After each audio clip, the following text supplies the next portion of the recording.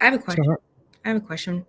So speaking to that, Darwin, I do agree, submission, husband and wife. Um, how much of the marriages that you guys see or in the community overall can be credited to kind of what Ash is saying? What about poor leadership? Just like at a company, you can have poor leadership, and then everyone below who submits leaves. So where does that get defined? Like, at what point is the lady allowed to say, due to such and such ways that you're leading this household, it's detrimental physically, mentally, emotionally, financially? Is she able to call it? You know what I mean? Like, she's fully committed to her man, she has submitted, but she's been able to identify these poor leadership things that have happened throughout the years. When is it okay for her to, I guess, throw in the towel? Um, actually, according to the law of the land, she can throw it in whenever she wants. if because it's after she tries to communicate that to the leader, the man in the household. So is that According, wrong? according to the law of the land, she don't even have to communicate it. It's a thing called no fault. But I think the Is there conversation is kind of layered around spiritualness or religion. So if you're asking the question from that angle, it's totally different than the law of the land. Because when people get into an issue, they're hard on the spiritual side when everything's good, but when everything turns bad, they flip to the law of the land. I'm like, oh, well, fuck it, pack it up and go. Rightfully so. Rightfully so, you should. That's up to you. But you can't sit here and say you got this and got that whenever you're gonna flip sides. You know what I'm saying? It's either you're gonna stand stern on what you believe and not waver. so do But you so to you're each his saying own. It's up to you. I'm not gonna judge. You know what I'm saying? I'm trying to do away with that. okay. But if at any point you feel like a man can't lead you and you don't want to be there, in today's society, you could chuck the deuces. So are you saying that the majority of the relationships that meet that demographic, where they've been together a long time and they break up, is because they're not on the spiritual side, or it has flipped to the Most, lid? most definitely not on the spiritual side. Mhm. Okay.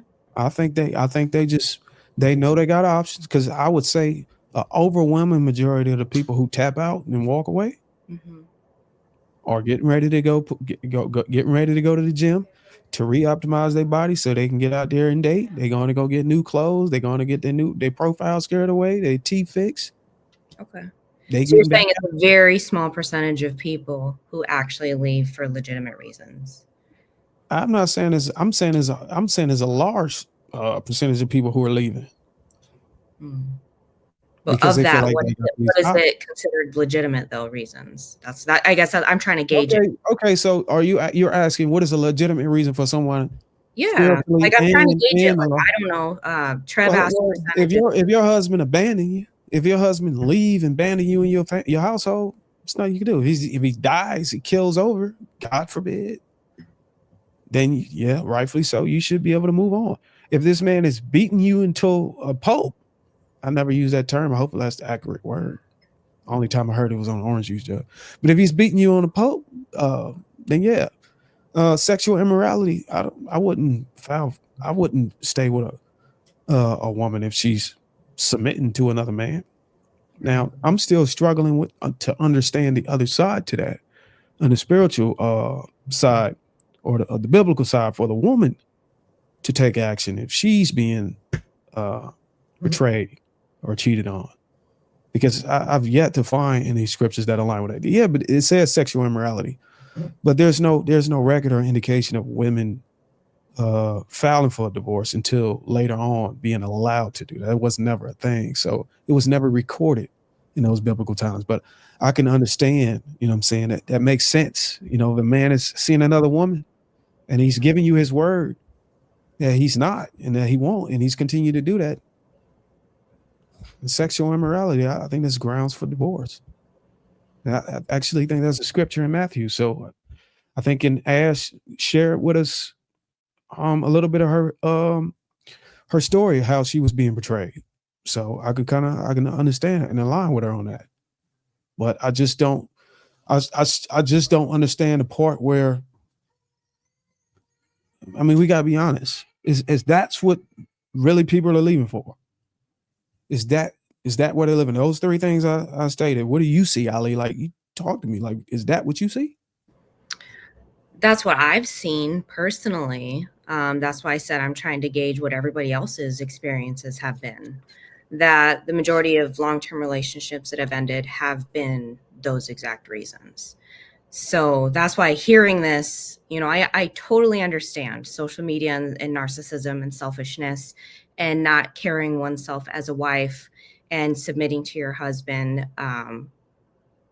So that's my experience. That's what I'm saying, is that the women, because I'm in my 30s, the women that have left for solid reasons, and it's poor leadership. And they've given it their all, they've submitted, they play their role, they play it well, but then the man fails, right? And I'm not saying the women don't. Poor But leadership, like how? Can you give for um most of them? What was the poor leadership example? infidelity, not taking care of the home, financial ruin, like putting your family back into hardcore survival mode versus growth, not being collaborative, right? Because if you're a leader, you have to have fantastic listening skills. And I know I've said this before, totally cool with the guy being the captain. All right. I'm the MVP. I'm your team lead to help you through everything. But if a man can't take feedback from his household, whether it be his wife or his children, for the betterment of the household, and it continues to hit a wall for terrible reasons, I think that's poor leadership.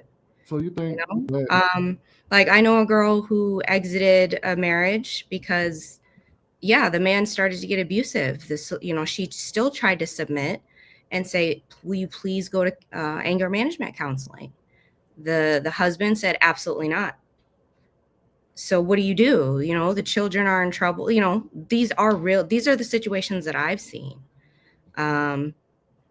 So, and that's why I asked Darwynn, like, what percentage of these relationships, since Trev asked, what is the lay of the land of these people in marriages that are leaving?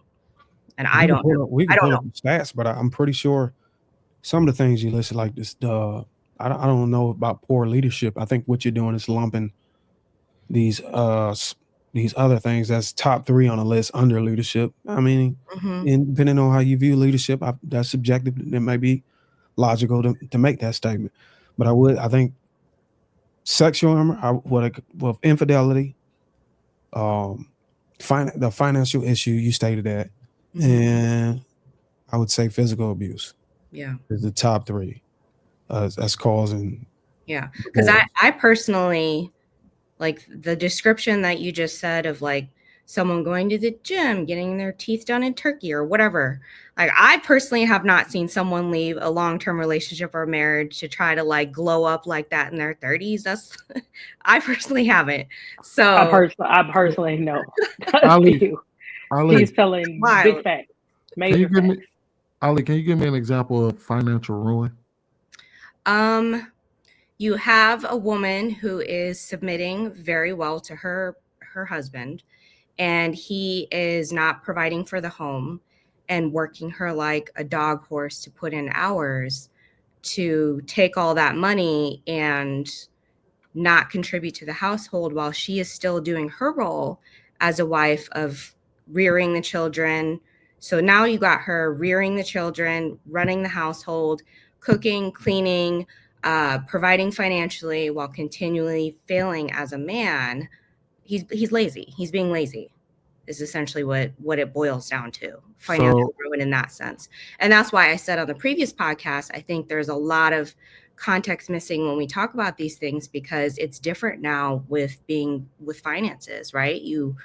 Most households require two incomes to be okay. So are you saying that this guy is doing absolutely nothing? He's sitting at the house, sitting on his ass, and she's working full time while still taking care of the household?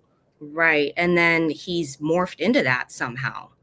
So what is she supposed to do? Is she supposed to, there's only so many hours in a day, right? So what is she supposed to do?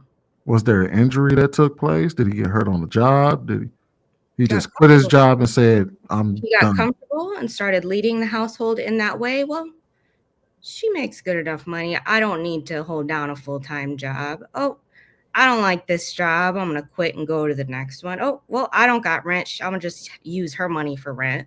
Like I've seen that happen Callie, a lot. there's no way that she didn't see that type of personality trait or that type of decision making early on in the relationship. That's a person who doesn't stick hardcore to their decisions. That But didn't show up overnight. That did but not show up but overnight. then I'm you telling have to you. mix And it's your achievement. friend. That's your friend. So you're hearing one side of what's going on. And because you love her and you have a relationship with her and you trust her, you're hearing one side of it. I'm telling you, that's not, she saw something in that neighborhood before it got to that point. There's no way.